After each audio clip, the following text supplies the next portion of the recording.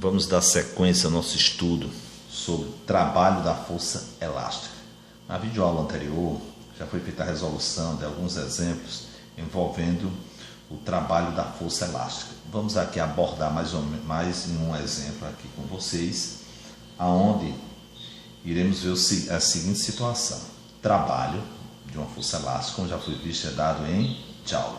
Ele pode ser positivo ou negativo.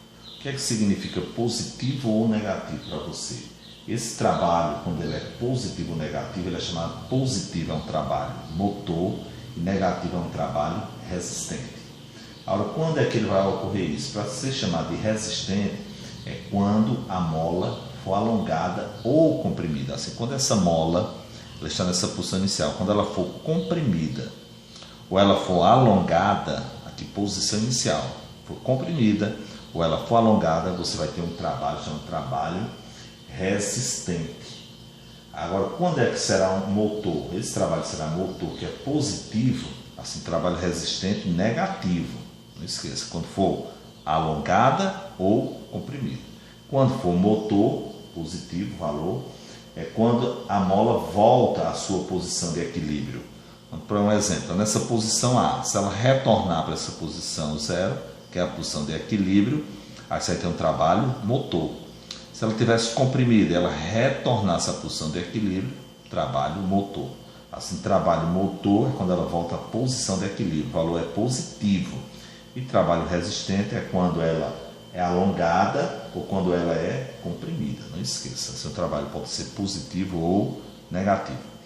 Sobre o trabalho da força, também como também foi visto em outro vídeo anterior, também o trabalho do peso, que são dois casos notáveis, que é o trabalho do peso e o trabalho da força elástica, eles fazem parte do que chamamos de forças conservativas. Mas o que vem a ser essas forças conservativas? Tem trabalhos independentes da forma da trajetória, assim você não leva em conta a forma da trajetória. Assim, quando fala que são forças conservativas, muito importante lembrar disso, assim o peso e a força elástica são forças conservativas, têm trabalhos independentes da forma da trajetória. Já quando ela depende da forma da trajetória, são chamadas de forças dissipativas. Assim, como exemplo que eu tenho de força dissipativa, temos a força de atrito, que já foi visto também em outro vídeo aula anterior, e temos a resistência do ar. Assim, esses dois casos são exemplos de forças dissipativas. Significa que eles dependem da forma da trajetória. Assim, forças conservativas, não esqueça, independentes da forma da trajetória. E forças dissipativas é porque depende da forma da trajetória. São dois conceitos que eu espero que vocês consigam realmente lembrar essa diferença de forças conservativas e forças dissipativas. Não esqueça peso e força elástica, forças conservativas. Força dissipativa, como exemplo, força de atrito e a resistência do ar. Agora vamos abordar mais um exemplo, onde iremos fazer o cálculo do trabalho da força elástica. Assim, trabalho, que é dado em Joule, depende de quem? Da constante elástica, que é uma característica da mola, e esse x significa a deformação da mola, que é elevado ao quadrado. Tudo isso dividido por 2. Não esqueça no final de dividir. Quando se trabalha com essa fórmula, tem que tomar cuidado. O trabalho só pode ser utilizado aqui na substituição em Joule. A constante tem que ser em Newton por metro, no SI. E a deformação, que é a variação que sofreu a mola, a deformação, que é X, de quanto ela aumentou, ou de quanto ela foi comprimida, alongada ou comprimida, esse valor tem que ser dado em metros. Se vier em centímetros, como aqui na questão, eu vou ter que converter para metros. Assim, quando tiver em centímetros, você converte para metros, dividindo por 100. Vamos fazer isso e encontrar o resultado dessa questão número 1.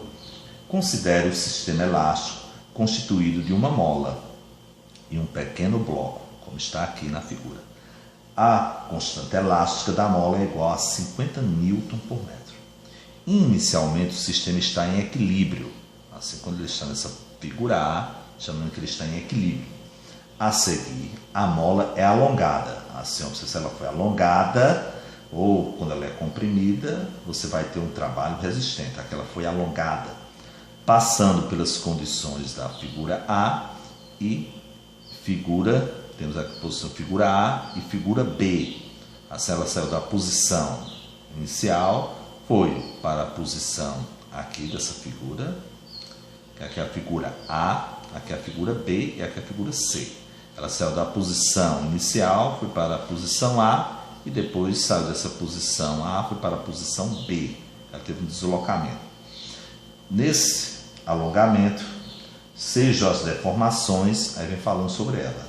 X de A, que é a deformação da posição inicial até a posição A, posição inicial, posição A, 10 centímetros. X de B, que é o alongamento que vai desde a posição inicial até a posição B, equivale a 20 centímetros.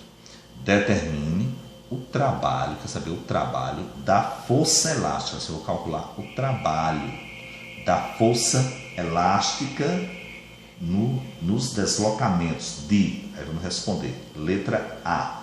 Qual é o deslocamento? Foi da posição inicial até a posição A. Dessa posição é essa daqui. Assim, o item A, eu vou colocar os dados da questão. Quem é K? Eu preciso de K. É 50 Newton por metro. A deformação, que foi o alongamento que ela sofreu, você foi 10 centímetros. Assim, X, então simplesmente X aqui.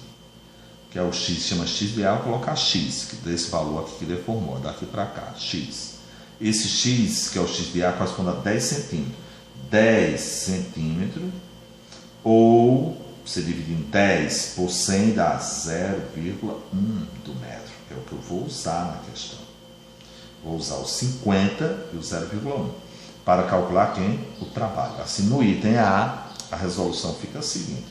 Eu tenho que trabalho é igual a mais ou menos K vezes X ao quadrado dividido por 2. Sendo que na letra A, o trabalho que eu vou calcular de OA vai ser negativo, porque teve um alongamento. A constante significa que vale 50, aqui não é enunciado.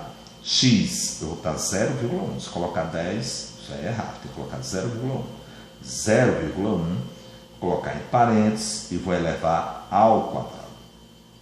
Tudo isso aqui eu vou dividir por 2. Assim, resultado, menos, aí repete o 50 vezes 0,1 vezes 0,1. Você multiplica ele por ele mesmo. Vai dar 0,01. Qualquer número elevado ao quadrado é ele vezes ele. Tudo isso você vai multiplicar, mas no final tem que dividir por 2. Multiplicando 50 vezes 0,01, ao fazer essa multiplicação, você vai ficar negativo ainda e vai encontrar o valor 0,50 dividido por 2. Assim, o trabalho de OA corresponde a 0,50 dividido por 2 dá menos 0,25, é a metade. E o valor é dado em joules. Assim, o item A está aqui a resposta do trabalho da força elástica da posição inicial até a posição A. Agora vamos determinar o item B, aonde eu tenho que a constante, continua o mesmo valor, 50 newton por metro. X, que é a deformação, vai da posição inicial até a posição B, essa deformação.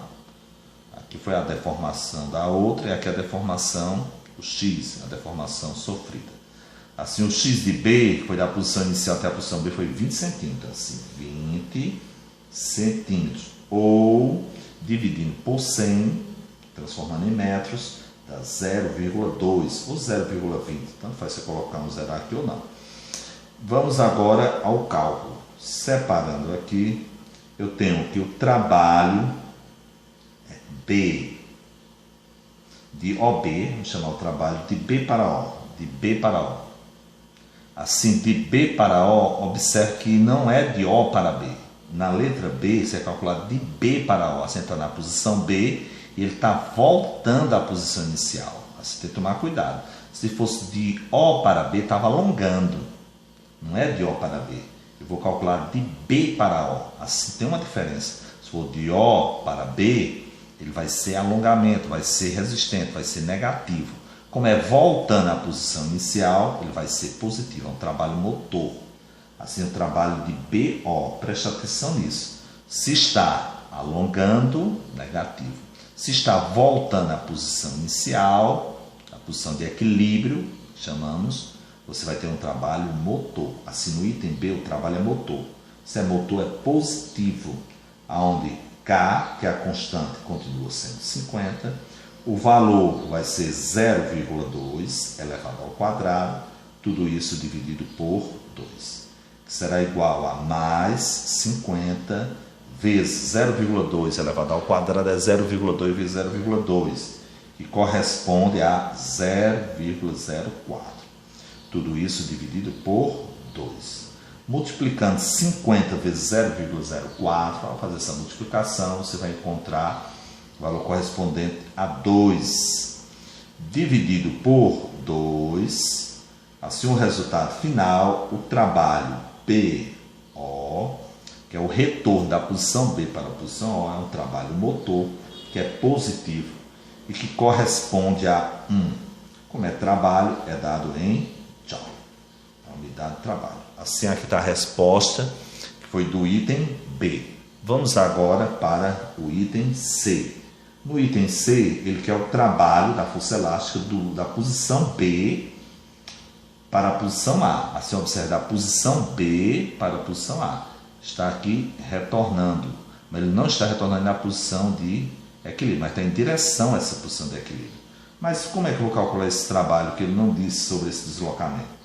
Mas observe que você já tem o trabalho da posição O para a posição A. E já tem o trabalho da posição O, da posição B, que diga, até a posição O. Assim, se desse total eu tirar esse daqui, significa o trabalho de B para A. Assim, o trabalho de B para A, esse trabalho que eu estou querendo calcular de B para A, vai ser o somatório de B para A, vai ser o somatório do trabalho de B para O, mais o trabalho de O para A. Que é o trabalho de B para O? Você encontrou aqui, ó, ele, valor de 1 joule. Mais, que é um trabalho de O para A, valor negativo, colocar em parênteses, menos 0,25 joule. Resultado, eu tenho 1 somado com menos 0,25, você vai subtrair, porque mais com menos dá menos. De 1, você tirando 25 centavos, vai sobrar o quê?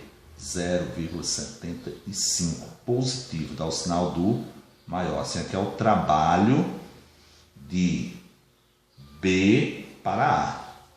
Assim, a resposta aqui finalizando, que é o trabalho da posição O até a posição A. Está aqui. O trabalho foi de menos 0,25 joule. E quem é o trabalho da posição B até a posição O? Trabalho motor, está retornando à posição de equilíbrio, 1 joule. E quem é o trabalho da posição B até a posição A? Eu peguei o valor completo que eu tinha anteriormente, BO, e retirei o valor de OA. De 1, você tirando 0,25, deu 0,75. Pronto, estamos aqui encerrando nosso tema, dessa unidade, que foi visto em várias videoaulas, que foi sobre o estudo de trabalho. Dentro do estudo de trabalho, foi abordado o seguinte, para que vocês possam recordar, quem vem acompanhando as videoaulas. Foi visto que trabalho de uma força constante paralela ao deslocamento. Depois foi estudado o trabalho de uma força constante não paralela ao deslocamento. E em outra videoaula foi feito o estudo do trabalho de uma força qualquer.